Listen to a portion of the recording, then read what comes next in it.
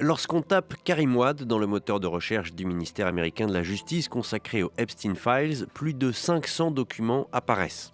Des documents dont des échanges présumés avec Jeffrey Epstein au début des années 2010. À cette époque, le fils de l'ancien président sénégalais cumule les ministères de la coopération internationale, des transports aériens, des infrastructures et de l'énergie. Les échanges montrent que le financier américain s'intéresse aux opportunités d'investissement au Sénégal. Malgré les ennuis judiciaires de Karim Ouad et l'invalidation de ses candidatures à la présidentielle, il restera pour Jeffrey Epstein comme une figure importante de la politique en Afrique de l'Ouest.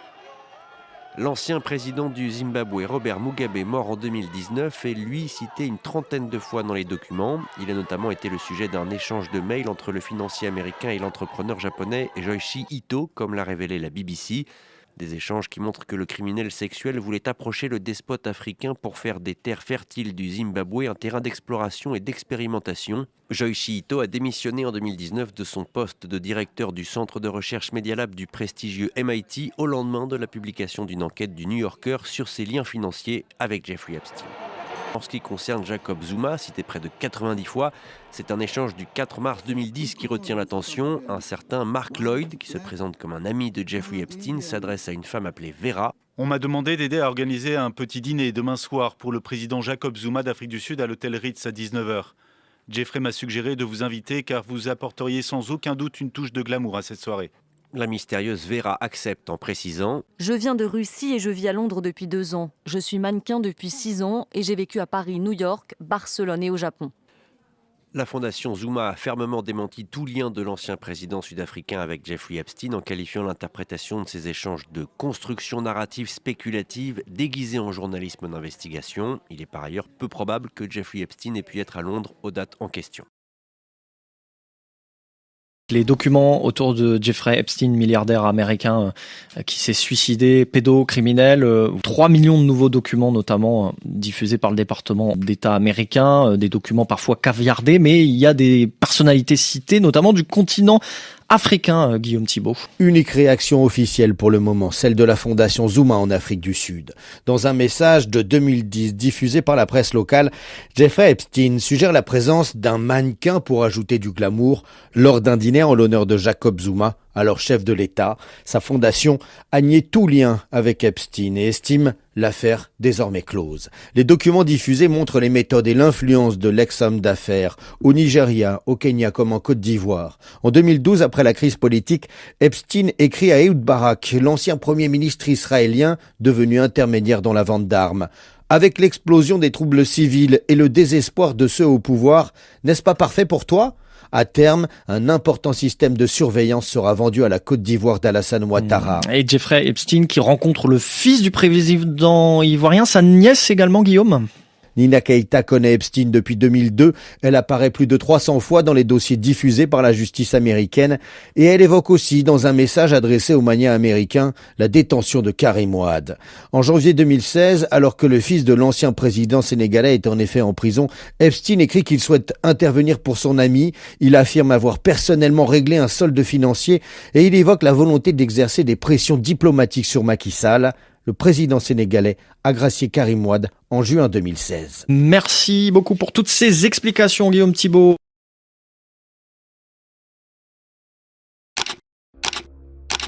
Ces informations ont été rendues publiques par Dropseed News dans une publication intitulée Jeffrey Epstein File, c'est les Southern States de Côte d'Ivoire, publié le 6 novembre 2025. Dans cette publication, beaucoup de détails, beaucoup d'informations ont été données et nous permettent de comprendre, de voir ce qui s'est réellement passé lorsqu'on avait eu les récentes images du ministre de l'Intérieur, ancien premier ministre de Côte d'Ivoire, Ahmed Bakayoko, avec Jeffrey Epstein. Qu'est-ce qui se passait réellement? Tout a été dit dans ce rapport-là. Cette enquête menée par ce journal indépendant d'investigation. Tout commence le 18 juin 2012, pendant que le premier ministre israélien de l'époque, M.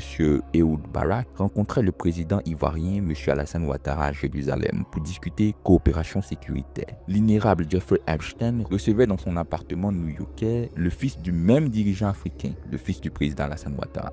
Alors on pourrait parler de coïncidence, c'était pas vraiment le cas selon les enquêtes menées par Dropseed News. Parce que des milliers de mails ont fuité du groupe Andala et des documents du Congrès américain qui ont été publiés en 2025 ont raconté une autre histoire, celle d'un financier condamné pour trafic sexuel, M. Jeffrey Epstein, qui servait d'intermédiaire à la réalité au service de renseignement israélien. En fait, l'ancien premier ministre reconverti en vendeur d'armes, M. Barak, utilisait M. Epstein pour rentrer en lien, en coopération avec d'autres pays qui étaient jugés hautement stratégiques pour l'Israël. Et c'est ainsi que la Côte d'Ivoire a été ciblée. Dans les faits, entre 2012 et 2014, Barak et Epstein ont orchestré la vente d'un système complet d'écoute des communications à la Côte d'Ivoire. Téléphone, Internet, satellite, cybercafé, tout était concerné, de sorte à ce que rien n'échappe aux analystes formés par des anciens cadres de l'unité 8200, l'équivalent israélien de la NSA, puissent vendre ce projet à la Côte d'Ivoire.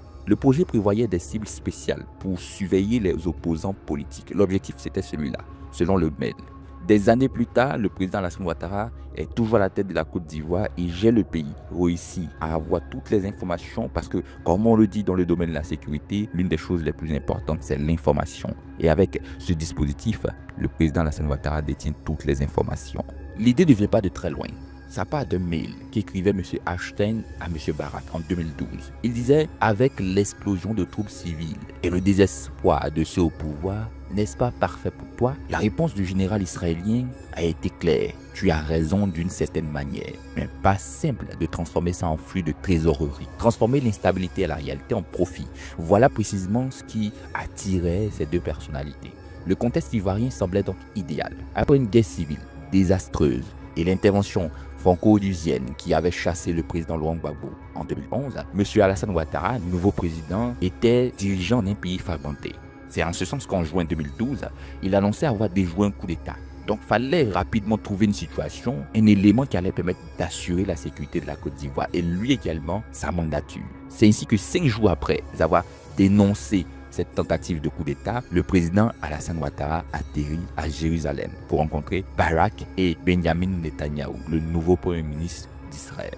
Officiellement, on parlait de science et de technologie, et officieusement, c'était M. Epstein qui a déjà mobilisé des réseaux et qui attendait de mettre en place son coup. Il y avait également une certaine Nina Keita, selon les investigations faites par le dit média, qui aurait joué un rôle très important. C'est la nièce du président ivoirien, M. Alassane Ouattara, faut pas l'oublier, qui voyageait sur le Lolita Express d'Epstein depuis 2002. Ancienne mannequin de l'agence Karine Models, dirigée par M. Jean-Luc Bounel, qui lui est le recruteur d'Epstein et qui a été retrouvé pendu dans sa cellule en 2022. Elle l'aurait servi de canal discret, donc entre les deux parties prenantes.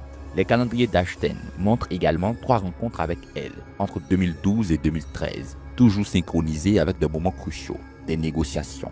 En septembre 2012 par exemple, après l'avoir vu, Epstein filait directement au Regency Hotel, point tête-à-tête avec Barak. Quelques semaines plus tard, il s'envolait vers l'Afrique et aucun registre de vol n'a jamais documenté ce voyage-là. Pour rappel, Barak a quitté son poste de ministre de la Défense le 18 mars 2013. 24 heures après, il recevait par mail les plans détaillés de MF Group, une société franco-israélienne spécialisée dans les projets sensibles en Afrique. Au menu, un centre de surveillance de communication mobile et Internet, plus un réseau de vidéosurveillance à Abidjan. Les mails entre Barak et son beau-frère Doron Cohen ne mentionnaient jamais de nom. Seulement, c'était des initiales cryptiques qui étaient utilisées. Et il y avait par exemple ce mail-là qui en disait long, où il était écrit « J'ai eu une bonne réunion avec MF et AM aujourd'hui. Je serai content de te briefer. Je serai seul dans ma voiture entre 4h15 et 5h du matin », écrivait Cohen en avril 2013 à M. Barak. Mais les choses ont failli capoter lorsque l'ONU a failli jouer un rôle important en Côte d'Ivoire. Parce que le 17 avril 2013, les inspecteurs onusiens découvraient des dizaines de caisses de munitions israéliennes au palais présidentiel ivoirien et à la base navale d'Atekoubé. Rapidement, ils sont montés au créneau parce qu'il y avait l'embargo sur les armes imposé depuis 2004 qui était encore en vigueur. Et chose étrange, les caisses portaient même des marques espagnoles. Preuve d'un contournement via un pays tiers qui avait été appliqué à l'époque. Le Conseil de sécurité a donc prolongé les sanctions d'1 an, donc le 25 avril. Barak n'a pas paniqué. De retour en Israël, le 15 mai, il appelait un certain Amos Malka, ancien chef de renseignement militaire et président de Plasan, fabricant de gilets pare-balles et de véhicules blindés, dont 5 tonnes auraient été interceptées pendant cette période-là, qui se dirigeait vers Abidjan. Puis, Mickey Fredman, PDG d'LB Systems et consul honoraire de Côte d'Ivoire en Israël.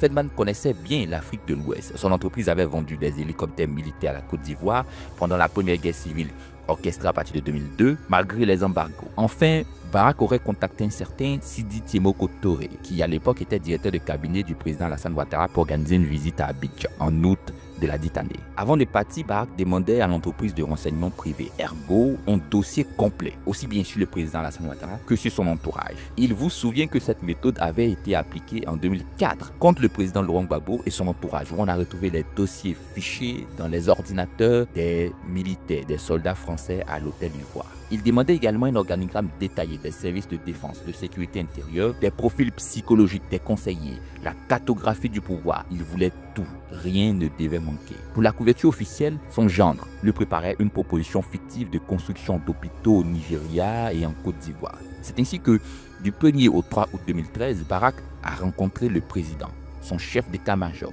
et son ministre de l'Intérieur, M. Ahmed Bakayoko. Ils auraient dîné chez un certain Marcel Lamontano, qui à l'époque était également le bras droit du président Alassane Ouattara. De retour en Israël, en pleine nuit, Barak aurait appelé immédiatement Stanley Fischer, gouverneur de la Banque d'Israël et ancien collègue du président Alassane Ouattara au FMI dans les années 90. Objectif, récupérer quelques informations et avoir tout ce qui pourrait aller en sa faveur. Quelques jours après, l'ambassadeur ivoirien Jean-Baptiste Gomis l'a contacté et disait ceci, selon le mail intercepté. Je saisis l'occasion pour vous demander une rencontre afin de parler de votre impression, de votre visite en Côte d'Ivoire et surtout, comment peut-on avancer. Les affaires vont continuer jusqu'au 16 septembre 2013 où la proposition technique va atterrir dans la boîte mail de M. Barak. 13 pages qui ont été rédigées par Aaron Zevi Farache, ancien chef du renseignement militaire, et Amon Enger, tous deux des vétérans de l'unité 8200. L'architecture clairement décrite transformerait la Côte d'Ivoire en panoptique numérique.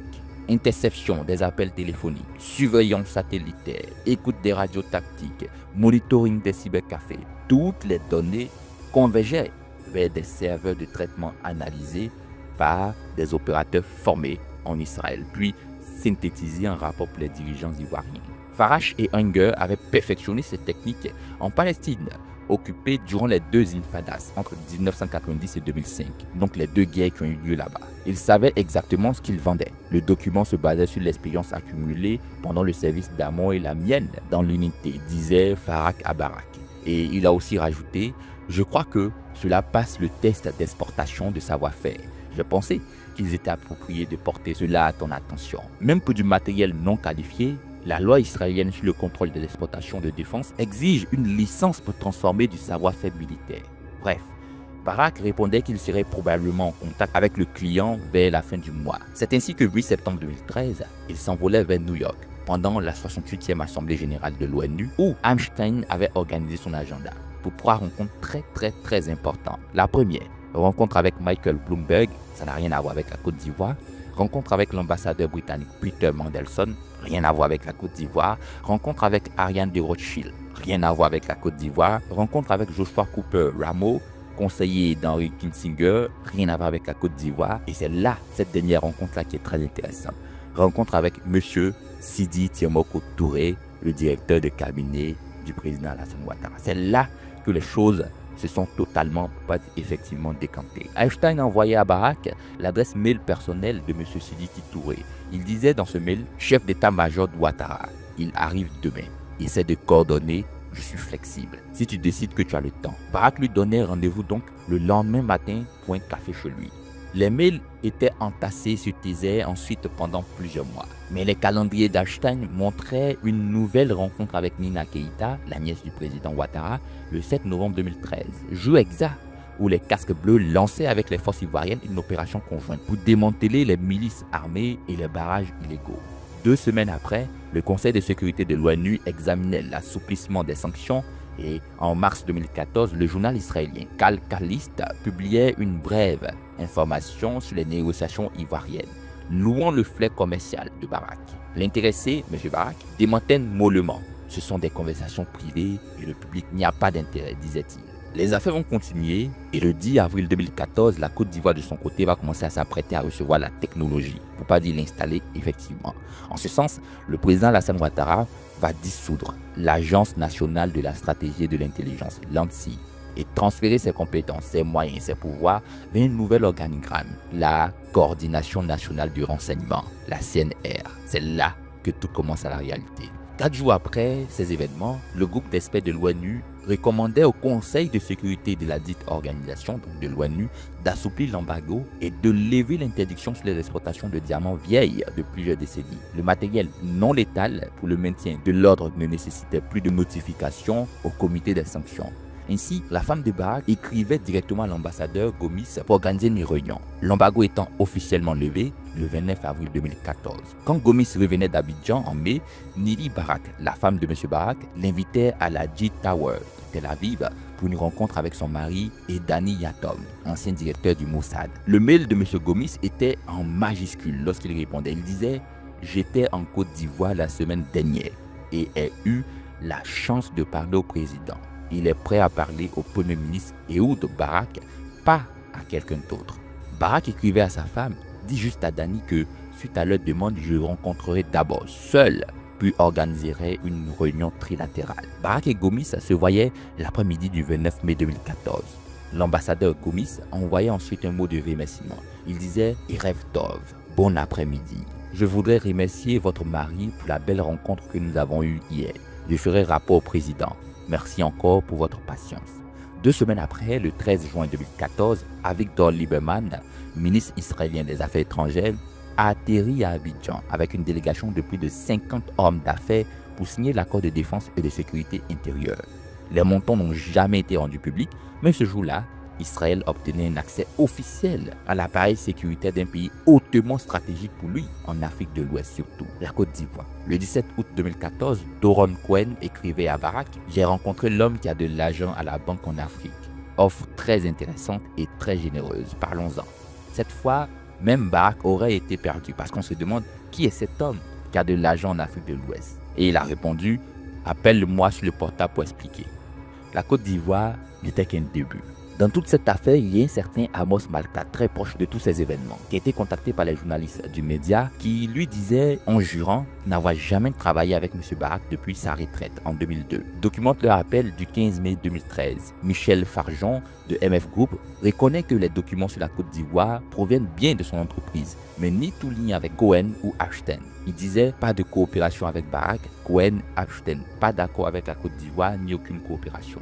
Puis, comme s'il regrettait d'en avoir trop dit, il a ajouté « Je ne vois pas comment ou pourquoi Barak aurait pu accéder à mes documents. » Continuez à creuser. C'est là qu'on se rend compte qu'il y a historiquement un événement, pour ne pas dire une situation proche de celle-ci. Ce n'est pas la Côte d'Ivoire qui est la toute première. Parce que avant la Côte d'Ivoire, il y avait entre 2013 et 2014 l'action de Ashton et Barak qui avait déjà été négociée, pour ne pas dire commencée, avec un accord similaire dans le cadre de sa coopération avec la Mongolie. La Mongolie est un pays enclavé entre la Russie et la Chine, riche en cuivre et charbon.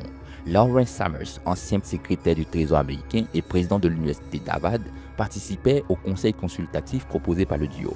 Summers recommandait à Ulaanbaatar de créer un fonds souverain pour investir agressivement en bourse et améliorer ses relations avec le géant minier Rio Tinto. Parallèlement, Barak proposait des technologies de sécurité de surveillance développées par d'anciens officiers israéliens. La diplomatie économique cachait la vente d'expertise militaire à la réalité, parce que les négociations mongoles ont abouti en 2014 à un accord de coopération sécuritaire entre Israël et Ulaanbaatar, le même schéma qu'en Côte d'Ivoire, parce qu'il y avait instabilité réelle ou perçue, intervention d'Ashton comme facilitateur social, implication de personnalités économiques responsables, puis signature d'un accord officiel entre États. Le privé et le public se confondaient, on pourrait le dire ainsi.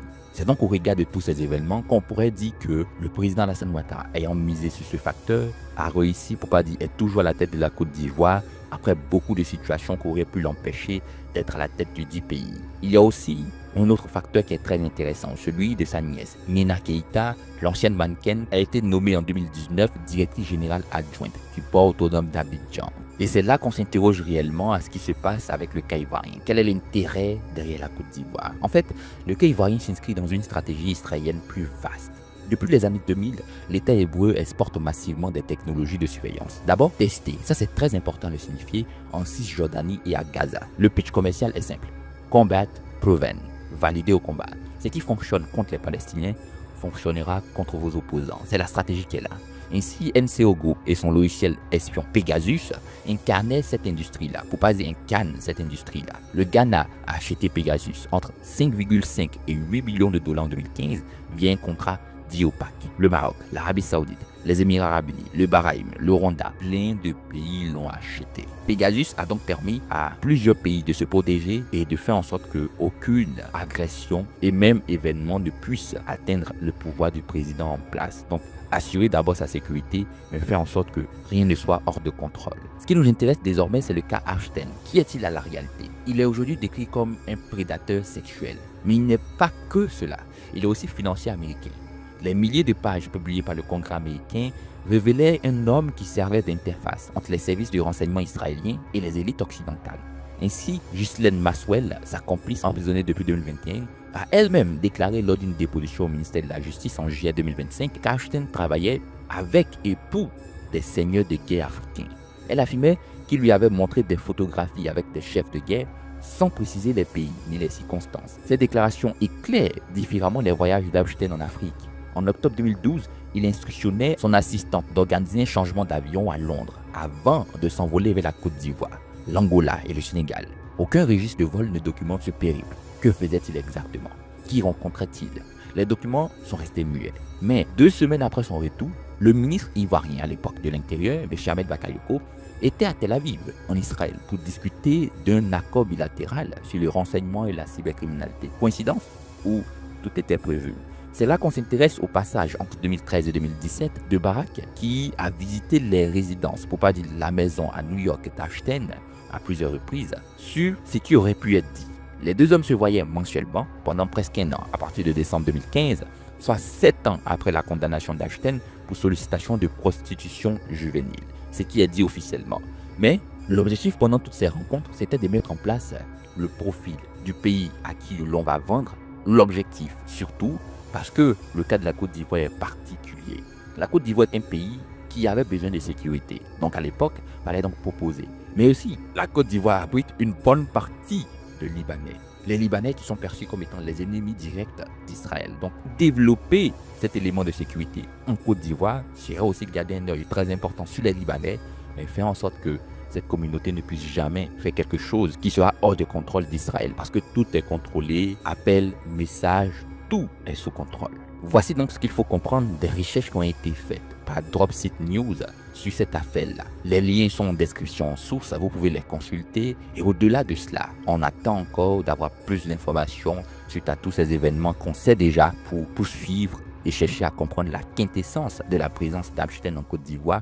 Si cela ne va pas donc au-delà de ce qu'on sait déjà, le cadre militaire, est-ce qu'il y avait également d'autres choses qui étaient négociées? On va donc se renseigner en attendant là-dessus. Il faut donc comprendre que ceci n'est pas les recherches de Joseph Sassemon, c'est la sortie de Dropseed News qui a été portée à la connaissance de beaucoup d'Ivoiriens. Vrai ou faux? La question reste posée.